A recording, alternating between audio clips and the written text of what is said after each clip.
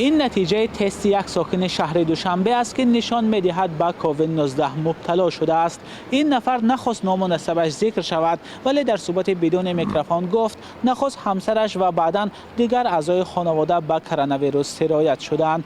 در دست رادیوی آزادی فعلا نتیجه تشخیص 3 نفر است که نشان می‌دهد صاحبانشان به کووید 19 مبتلا شدند. حتی یکی از این سندها را پژوهشگاه طبی پروفیلاکتیکی تاجیکستان یک نهاد زیرتابع وزارت تندرستی داده است. در شبکه‌های اجتماعی هم شکایت‌ها از گرفتار شدن به کووید 19 و یا بیمار شدن با نشانه‌های کرونا ویروس زیاد شده است. از جمله روزنامه‌نگار زیبا تاجیبایو نوشته است همراه با دخترش با نشانه‌های سرایت به کرونا ویروس بستری هستند. چندین کاربر دیگر هم عین همین شکایت را دارند. ولی صرف نظر از این حجت‌ها که گرفتاری ساکنان را به کووید 19 تصدیق می‌کند، وزارت تندرستی تاجیکستان در این باره هیچ خبری نمی‌دهد. روز 17 ژانویه در این نهاد از دادن همگونه پاسخ به خبرنگاران رادیوی آزادی خودداری کردند.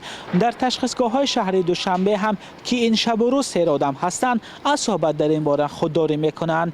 مدیر یک تشخیصگاه خرد پایتخت به رادیوی آزادی گفت همه روزه 3 تا 4 حالت نوی گرفتاری به کووید 19 را ثبت می‌کنند. این مسئول گفت همه روزه معلومات بیماران نو را به وزارت تندرستی می‌فرستند و آمار نهایی را باید از مقامات پرسان شویم. در چنین وضع یک سوال ناروشن میماند که چرا وزارت تندرستی تاجیکستان از پخش آمار گرفتار شدگان با کووید 19 خودداری میکند. پیشتر نیز مقامات را برای پنهانکاری در این سمت تنقید کرده بودند، ولی مقامات همیشه این تنقیدها را رد کردند. مولا رجب یوسفی، نگار فضل‌الدین، آزادی دوشنبه.